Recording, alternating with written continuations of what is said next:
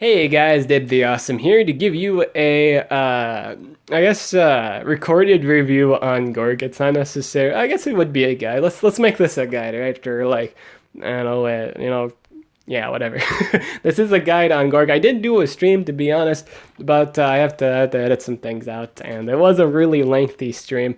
So it even died at some point. Like my phone died, so the stream just ended there. So this is a guide. Yeah, I guess you could say on Gorg, at least it's a we mess around with the monster. But anywho, back to this now.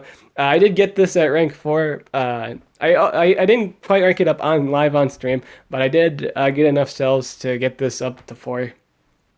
So it is now a rank 4 Gorg. This is the peak of Gorg. This is at this point of the game for Gorg. This is his macho stage. This is when he becomes dumb, because he finally gets Harpoon Gatling Gun, which removes all positive status effects from all enemies, applies stun to all enemies, and deals heavy water damage to all enemies. This is when he has achieved the stupid status. This is when he becomes good. This is the main reason why everyone's kind of drooling on this monster, other than the fact he constantly removes effects, which is nice. It's amazing. I kind of want to mess around with Underwater Bamboozle. I said I would be running 2 remove positive effect skills other than, the AoE. I'd be running 2 single target skills. I kind of want to see how it runs today. I don't know if it's going to be good, but it's whatever. I'm running Blunt Harpoon. This is his 70 damage skill. Not only does this give him burst options, but it's also stunning. It's the first monster in the game that can chain stun. There has never been a monster in this game that could ever chain stun. And I find this cool. I find this amazing that he can keep stunning a monster. And that's dope. That's amazing. And we're running Well Hunter to pretty much guarantee we land the effects. Sea Hater is a bonus. In the case of the event they're not running a sea monster, it doesn't really matter. It's still, you get the precision out of it, so you're guaranteed to land your stun, no matter what the situation may be. So that's really good. Despite the high stamina cost too, it doesn't actually matter because this thing can hold the banner relic, pretty much allowing us to do whatever. It's basically when you have this at least 20, you can do whatever you want. It doesn't really matter. Even if you get stamina drained, like you still just get stamina back. It's all fine and dandy. In fact, stamina draining relics aren't actually effective against Gorg comps because of this. Just solely because of the fact he can hold a banner. Stamina draining relics do really no good here until you've gotten rid of all of the procs. And there might be even more stamina regen relics on all the other monsters too. It might not just be Gorg. So it's pretty good anti-stamina draining too. It just kind of counters draining as well. The only real thing that bothers Gorg are stunners and really cooldowns activation. I will say that's the other thing that kind of like, oh man, oh man. that's kind of how Gorg feels when he ever gets cooldowns activated, because you prevent him from doing all of his busted plays or whatever. So the first the team I kind of want to mess around this with, I should actually already have it equipped. Yeah, this is kind of the thing I'm running here is my Wallet Willy and my Dunra, aka Dragonborn Dunra. So here's why this is specifically good. Not only is this absolute protection turn 1, unless they're running Shizar,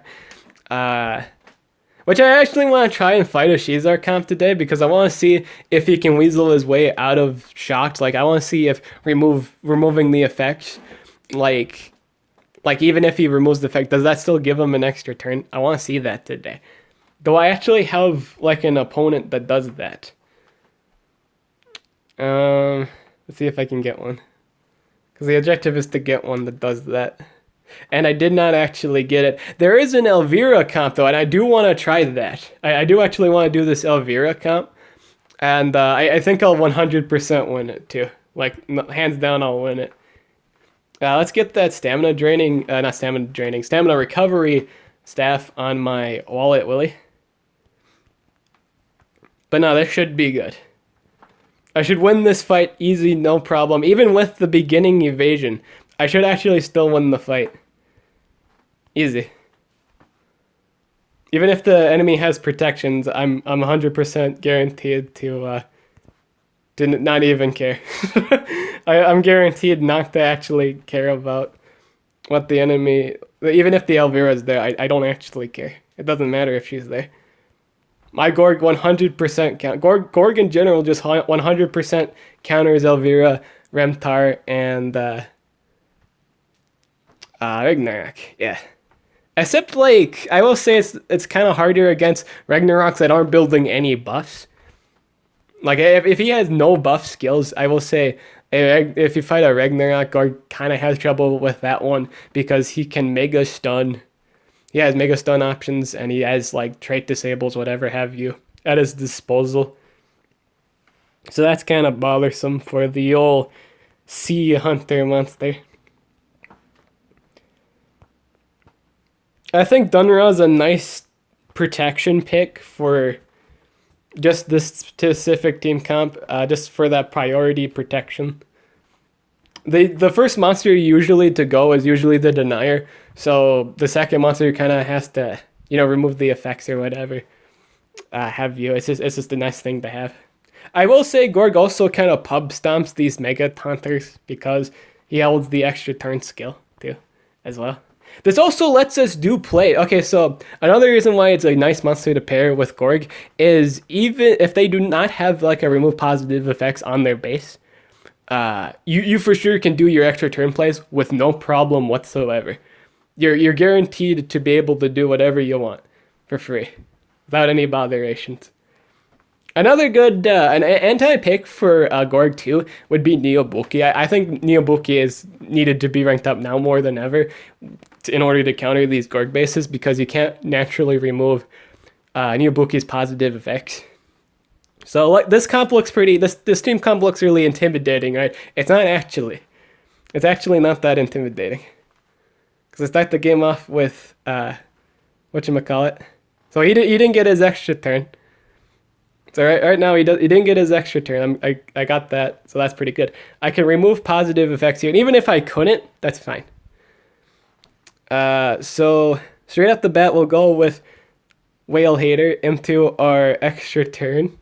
Yep, we'll do that. Underwater Bamboozle, and then we'll go into our AoE stun. And it was guaranteed land. We're guaranteed landed that. Now I for sure win. There is nothing that this Elvira could do. Light protection, take all damage except light damage. Take any damage, you don't take any damage except light damage. Nope, that doesn't work. AoE, like evasion, she had an evasion skill. Nope, that doesn't work. Healing, the temporarily inevitable, my boys. Whatever this Elvira could do, it doesn't matter. It is completely out of the question that she has no chance now. Like period. There is nothing this Elvira could do to win.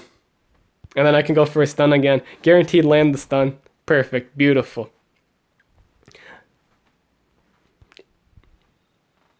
Easy game. There was nothing that defense could do.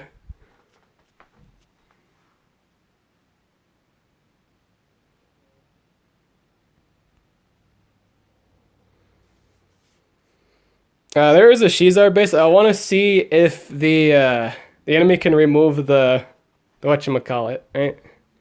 So maybe I want to run. If I want to run anything, maybe I want to run. Now we'll still run Dunra. We'll still see how this goes.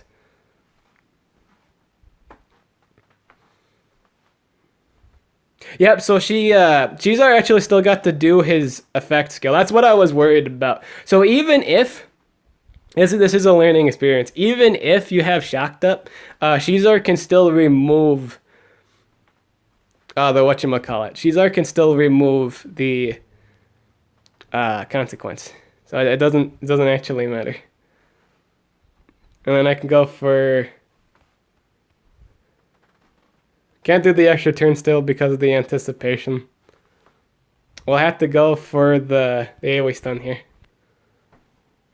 And I actually missed the stun on everything else, which isn't good.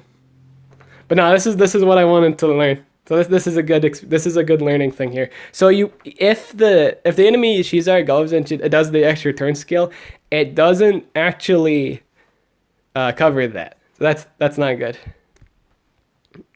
So if you run a monster with an extra turn, remove positive negative effects first and then applies the extra turn. This doesn't actually, the shock AoE shock doesn't do you any good. We'll go for Whale Hunter. Why not? I lost my monster, that's fine. We can do the stun. And then the enemy got scared to spell, which is bad. I lost the game here, but again, I'm getting learning experience out of... I'm learning the matchup. Could do extra turn here. I still got stuff at my disposal. I can go for the AoE stun. And then I missed the... I can actually go damage here. I can kill that Shizar. The Shizar's dead, but it got... that's the revival. No, this is important. I lost this fight, but I learned something from this. So it's something to do with the shocked. I wanted to see if the shocked still worked, even if you removed it. It does not. So that's not something you can completely bank on. That's important, actually. So I'd say Shizar's a good anti-counter pick to the monster. That's also important. That's important to know. We learned something today. That's good. I want to showcase this Remtar fight with against this Neobuki here. We'll run. Thank you, Deb. Yep. Yeah, good job. So we learned something today. That's good. We learned that. I want to do. We'll still run this. I think Dunra. We'll still run the Dunra. I was gonna say we can still run Dunra. I'm recording a video. That's fine. But let's see here. We can do... How should we counter this base? I want to do this Neobuki base. Because it's a good example of him having troubles with it. We could do Coro Brutalis. Oh dude, let's use Clipium. I think that's a better pick actually. It's fine, we'll just I still don't have any monsters on this defense right now. I run this and this and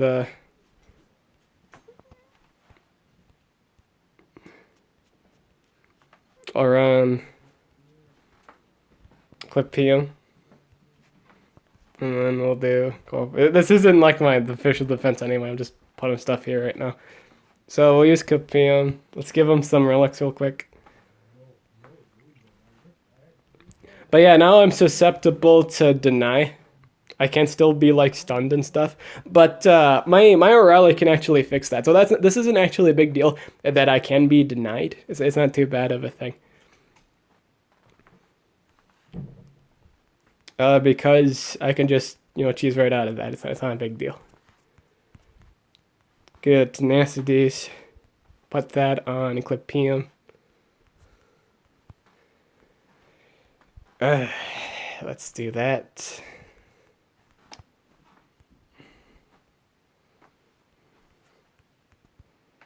And then we'll put on Tenacities. Oh, I already had one ready too. We're going to do this again. We're doing this Neobuki base, and we'll see how this goes. Now, even if it did a deny skill, I could still, again, I can remove that positive effect, and the Coral Brutalis actually doesn't get to do anything at all. Because I will constantly remove that positive effect. And I'll still do like the damage and the stunning. So that's pretty dope. It's actually the only monster I can actually focus down to. And even, so he actually works really nice with Clipium. So normally, right? So normally speaking, doing, I like if I went for my AoE stun here, if I went for the AoE stun, it wouldn't like do me any good, right? I mean, like, because I'd just get my stun right back at me. Because I have Clipium, that's fine. And my Gorg's gonna go right after my, again, I still have Willy up. And I have He's Here to Help, which removes any stun. So even if I did my AoE stun skill, that's gonna be reflected back at me, right? I can always get rid of that. I can always clean that, so that's not an issue. So I can go for the remove positive effect play here. Remove any of the goodies. Because I was trying to figure out why the skill mirror didn't work. She doesn't have it anymore. She doesn't have that anymore.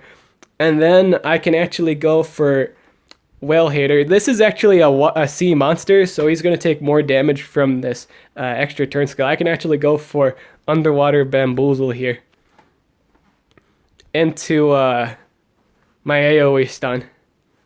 So I've stunned that. That's gone. That's stunned. I can go for Fortitude, so even if this new Buki had like an AoE Thunder skill, it wouldn't touch my boy at all. And I got both of my procs on my Ice Breaking Greatsword. Or no, I don't have that yet. I still have one more proc, plus I still have Tenacity Shield. That's what it was. So I think pairing this thing up with, like, let's say a Neo Buki would also be pretty nice. I think some partners that work with this thing would be, again, Clip PM. Clip PM's looking really good here, because even if the enemy has Skill Mirror up, let's say they had like a Neo Buki, and you're running like, your area dodge monster. The area dodge monster won't care, and Clip PM won't care because he's immune to stun anyway. It doesn't matter. And it'll probably even proc his, his relic, so it doesn't matter. And even if they stunned, possessed, whatever have you on Gorg, my Wallet Willy goes right before Gorg. So that's really good. Let's go for the AoE Poison. And bleed right into, we'll do an extra turn skill. Kill that Coral Brutalis. We have to kill him anyway. We don't get an action, which is fine. And then we'll do area stun. And then we'll do stamina regen on our Gorg into Mega Taunt. And then we'll do Underwater Bamboozle, Whale Hunter, and then into our single target skill. Because we can't remove any of her positive effects, which again is fine. It doesn't matter. And then I can hit him again. And there we go. There we go. As you can see too, we weren't having any stamina issues at all, because we had so much relic sustain. It didn't matter that the costs were 50. So that overall, this is a really, really, really, really nice monster. I don't think I place tested any of the other stuff. Really, like I didn't bring any of the the poison or whatever, the room positive effect moves, and I still seem to do just fine. That wasn't a turn where I had to just recharge.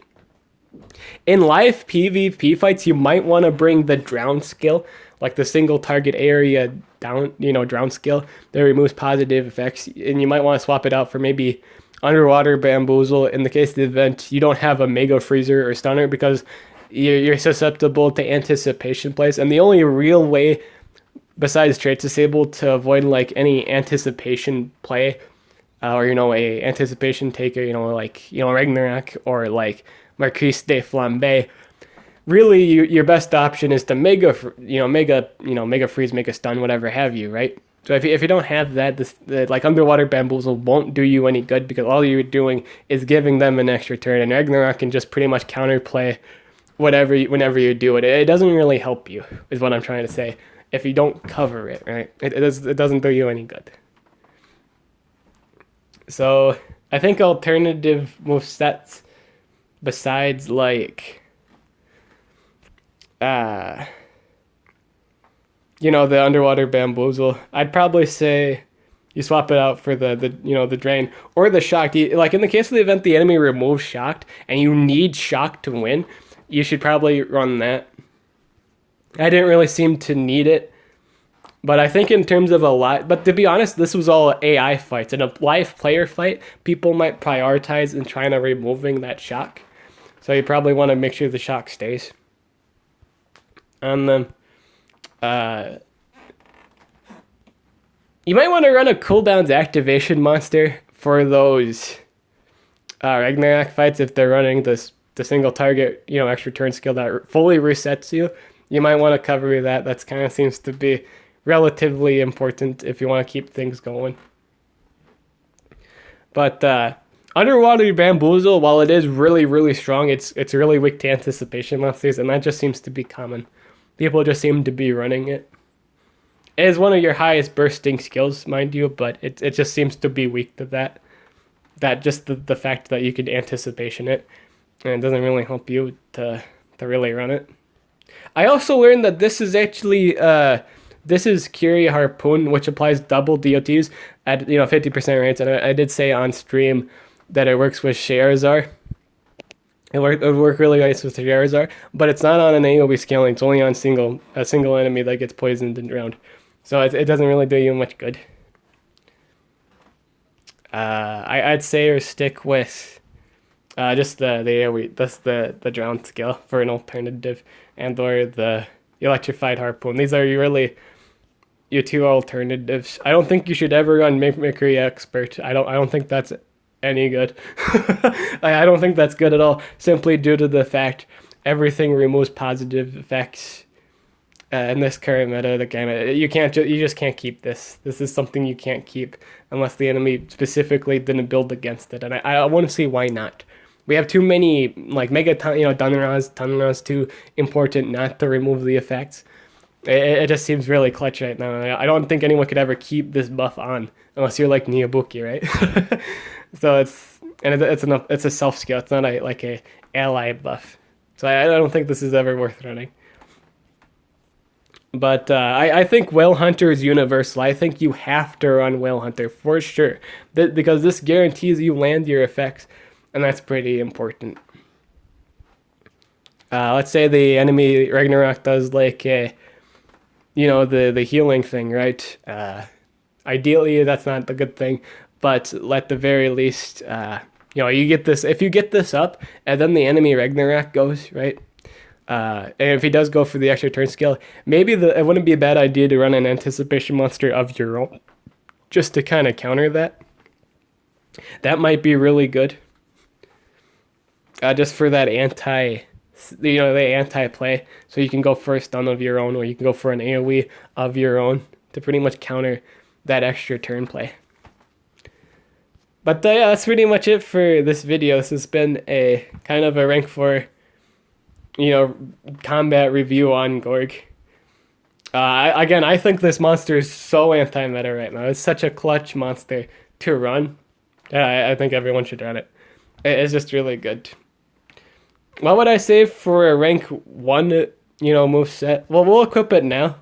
So I think if you're running a rank 100 monster, or like rank 1 Gorg, I think this should be your build setup.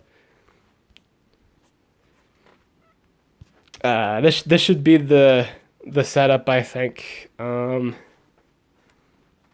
feel like this bait to swallow AoE is too weak to run. You do get I don't actually remember what you get rank 1. I think you get you get underwater bamboozle. Ranking this one to 1, if you just rank it up to 1, it's worth the wait.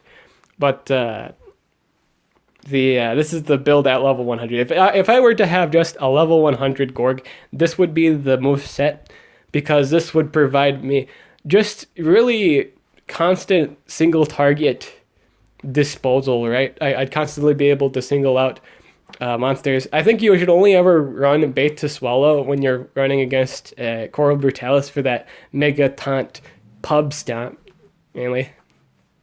But this is the build I recommend for level 100 Gorgs, if you have him for 100 for a while. This would be the setup, because it gives him not only extra turn, rotations, but all of his things are a 1-turn cooldown, and he's constantly removing effects. The enemy can't keep their buffs, essentially. They can't keep anything, which is the nice thing with Gorg. But this is kind of the build I've gone with. I went with Harpoon, Gatling Gatling buns. Gatling buns. They be sizzling. I went with Blunt Harpoon and Underwater Bamboozle. Again, I don't think you should run Underwater Bamboozle for live PvP fights, because I feel like a lot of people just bring War Master. Anticipation's too common. So I feel like people it just instantly build against this. We'll probably mess around with it on stream sometime, but I don't think I'd ever get an opportunity to really like do really good things with it, unless the anticipation monster is just out of the way immediately, right? So there's that. I think running Ragnarok would be nice because you can counter extra turn. Maybe you want that. That might be good. So it's all dependent on what you really want or what you really need. But that's it for this video. That's all there is to know with a rank 4 Gorg. We're gonna do more playtesting with Gorg in future videos, but that's it. I'm gonna do for rank 4 Gorg for now. This has just been kind of a meta build for Gorg. At least I think this is what people should be running on Gorg. Because you still, with this build, you while you don't have necessarily that third extra turn skill, I don't think it would be as strong as Blunt Harpoon. I feel like comparing the two, I'd rather have Blunt Harpoon because A, it's an elemental based skill. It's not special damage, which is completely nullified by Remtar. If you run this against a Remtar fight, this won't do you any good. This skill completely counters Remtar. That's another thing, because it removes positive effects, and it's a 70 base damage skill. It's a very bursty skill, plus it stuns them. So you just get another opportunity to do damage. And the rotation's fairly nice. It's a really forgiving comp, right? So let's say you get like cooldowns activated, right? You're only down for like a turn. You stun someone, and as long as you don't get denied again, you can go for an extra turn play into probably your Harpoon Gatling gun. You get a stun again, and then, or you could even go for Blunt Harpoon again, whatever have you. But I'd go for Harpoon Gatling gun into water bamboozle. Whale Hunter again, Blunt Harpoon. It's just a nice rotation. I don't think it's like the special target skill is good when you're dealing with those anticipation monsters. It doesn't seem like a nice thing for me, or at least to me. It doesn't seem consistent, right? It doesn't seem like if I run the single target extra turn skill, do I get the most value out of it, right? Is that good for me? Does it work? You could also run the argument of actually running the single target versus underwater bamboozle just because it's a turn less. You have to wait a turn less for it. Because again, so you start with the bang as a 2-turn cooldown. So you could say that's an argument to run that over underwater bamboozle is just because it's a turn less. That means your other skills come back up more. It even lets you get Gatling gun back again really fast. Like it's a really fast rotation because it also hastens, well, whatever you do runs Whale Hater, but it's nice. But that's what I think how Gorg should be ran for the most part, because you have to consider anticipation. It's too common a thing not to consider. It's too many people build against it, right? So it's nice to have. I think you yourself should also run anticipation just for those like Shizar pub stomp plays. Like if Shizar removes your positive effects, this does real good. this did real good to bring Gorg out, because Shizar is just gonna remove it. You have to be able to punish that play. If Shizar goes for a remove positive effect play, you have to respond immediately after with a stun or like anticipation, because Shizar can't do that extra turn, AoE remove all effects on the field if there's an anticipation monster, because all that happens is he gets either stunned or disrupted, and then your denier goes, and you can do any kind of thing he wants or whatever have you. So that's kind of the gist with that. But that's genuinely it for this video. That's it. I'm officially done saying everything. This has been a rank 4 guide on Gorg, aka Schmorgish Gorg. I'm Did the Awesome. I'll catch you guys later.